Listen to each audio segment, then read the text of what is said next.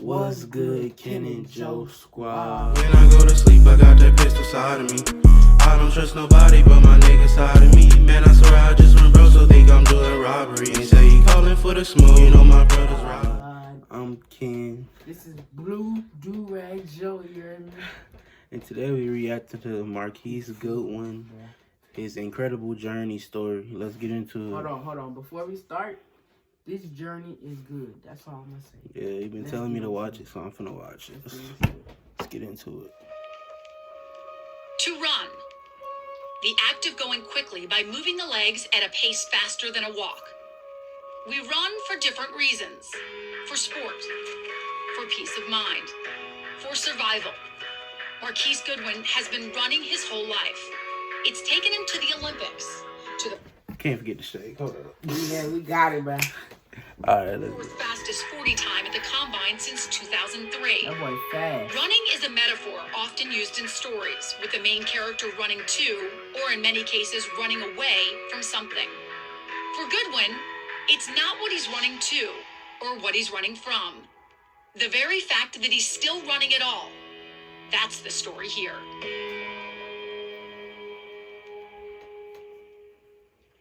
We're going to start at the very beginning, right?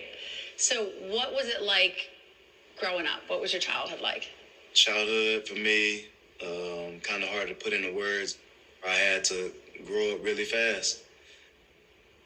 Taking care of my sisters, trying to find a way to bring revenue into the house, to help my mom, single parent, 4 kids, having to be the eyes, the muscle of the house, and a lot of decisions that I had to make at a young age. Where was your biological dad? He lived in Lubbock, Texas at the time. We didn't spend much time growing up with him. Never was at a football game, a track meet, graduation, a birthday party. Yeah, he was never around. Marquise helped fill that void in his life by finding a vital outlet. He was 5 when I first noticed that he really could run. Running against 9-year-olds in our apartment complex. No shirt on, little shorts. Took his shoes off, running barefooted. And I was like, what? These kids are like twice your size. And he just dusted them. Running brought Marquise joy, but he was fueled by something deeper. Here I am, one of the fastest kids in my neighborhood, and my sister in the same home has never walked a day in her life. His sister Deja suffers from cerebral palsy. So it puts perspective on things and how I view things coming up. That's why I've always appreciated being able to run. He kept my hand well, kind. He helped me. He used to feed me all the time, bathe me, change my diaper, all that. When it comes to fatherhood, I think that I'm one step ahead because I've been a parent since 1991. So you're her brother, but you assumed somewhat of a parental role with her.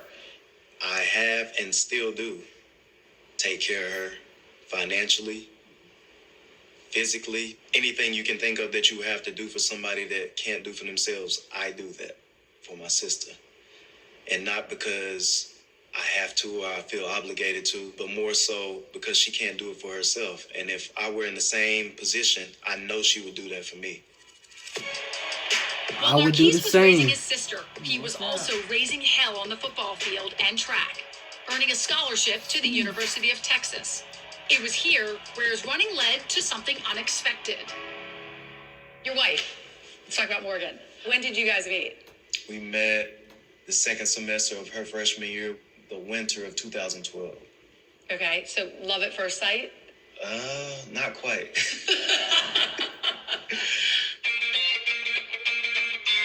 I was on a track scholarship, so we were at Texas A&M for a track meet, and a guy from the LSU team, which is one of Marquise's friends, went to my teammate and was like, hey, what's this girl's name?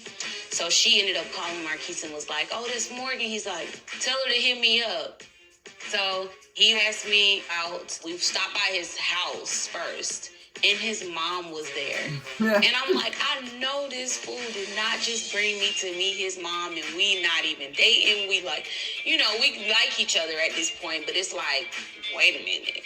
Like, you trying to marry me? It was just casual, nothing serious, and she spent too much time with me. She got the feeling me, you know?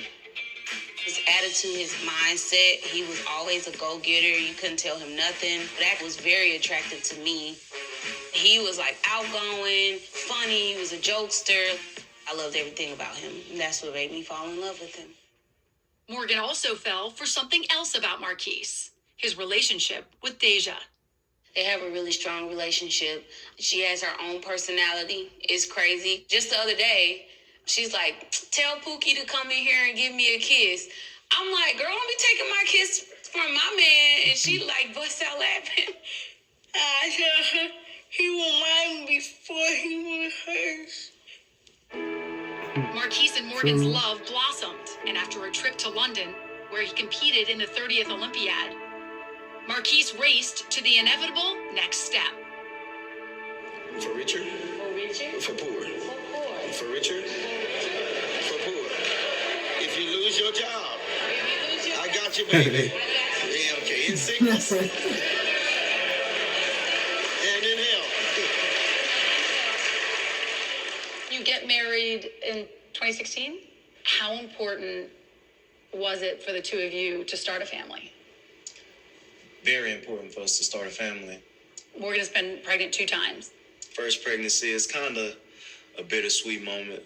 Definitely weren't ready for kids at the time, and it was before we got married. We were engaged in college. We ended up losing the baby at 8 weeks and 5 days. Second pregnancy, very different. I found out 2 days before my 24th birthday.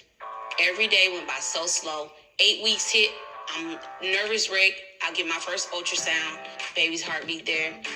I make it to 12 weeks. I'm like, oh my God, this is so crazy. I was really afraid of 10 weeks because I seen that a lot of women were losing their babies after 10 weeks. And then we get to 19 weeks and I'm going for my first anatomy scan to actually see if all my baby's parts are there. Hands, feet, heart, brain, everything looks right. But everything wasn't great. They get to the end where they check my cervix. That's when we found out that I had incompetent cervix. An incompetent cervix is a prenatal condition that affects 1 in 100 pregnancies and can lead to late-term miscarriage or premature birth.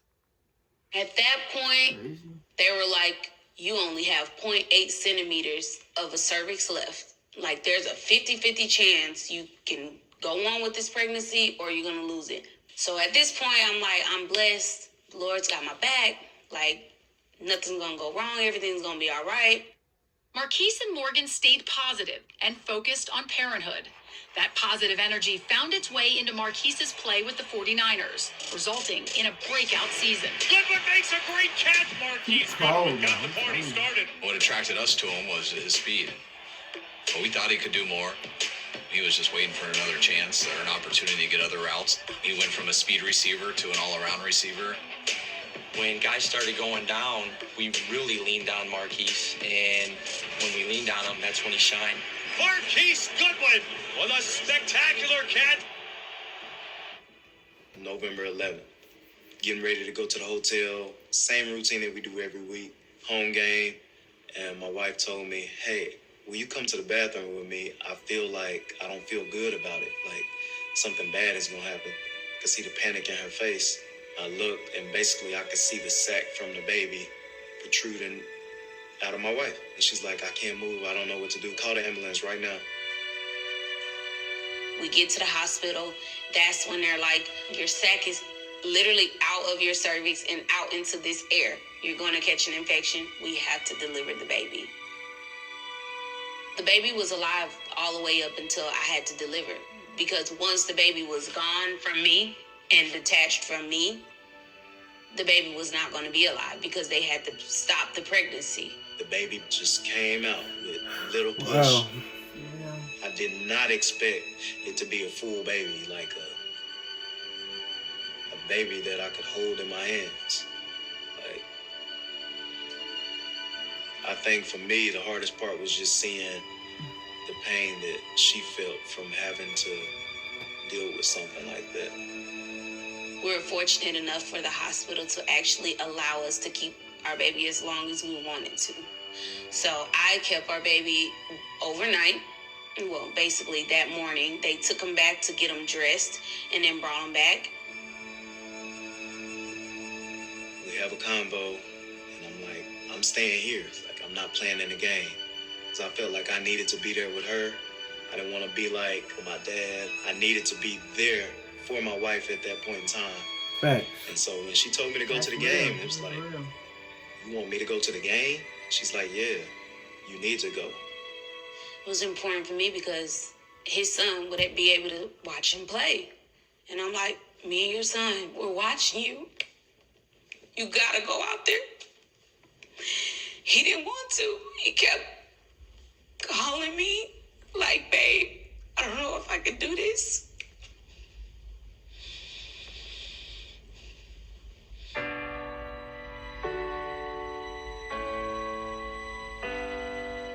I go over to the stadium pretty early on game days. I get over there about 7:30, and I remember getting a call right when I got there. Marquise came in, spent some time with him to see where he was at, and he was hurting, as expected.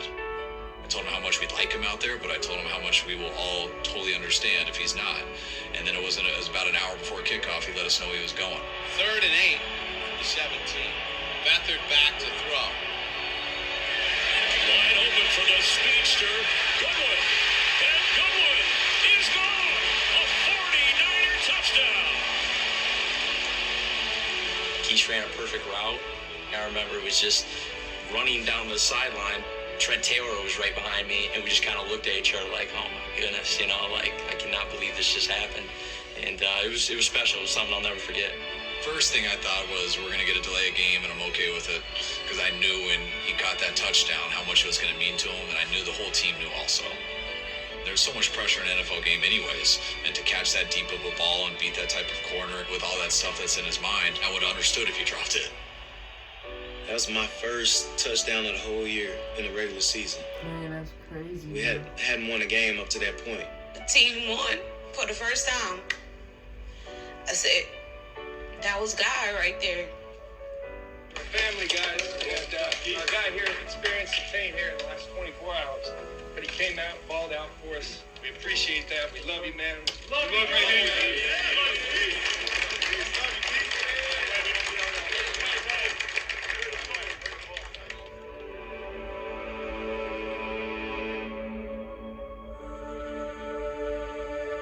We had our baby cremated. He sits right on the side of my bed. I kiss him all the time, talk to him. I know he's watching in heaven, so he's there always. Inspired by all he's had and lost, those closest to Marquise know what kind of father he will be. The kind he's already been. Great one. Great to me. He's an amazing son. He's an amazing brother. So I know he'll be an amazing father. He was that little. Our son was going to be a junior. But unfortunately, we lost the baby, so we didn't name him. We just continued to call him Baby Goodwin. Our first living son will be a junior. Marquise Jr. I know I will be the best father in the world. And I think that starts with just being around. It just haven't happened for whatever reason, but I know God has plans for us in the near future. And with Morgan by his side, Marquise Goodwin continues to do what he does best. He runs for himself and for something much greater. All right, Ken and Joe squad. That was a good one. I ain't gonna cap. Anybody say that was good. Yeah, that was really good. But y'all comment down below what y'all want us to react to, man. Yep. Y'all go follow our IGs. All in the description below. All in the description below. Already, Ken and Joe squad. We'll catch y'all later. All right.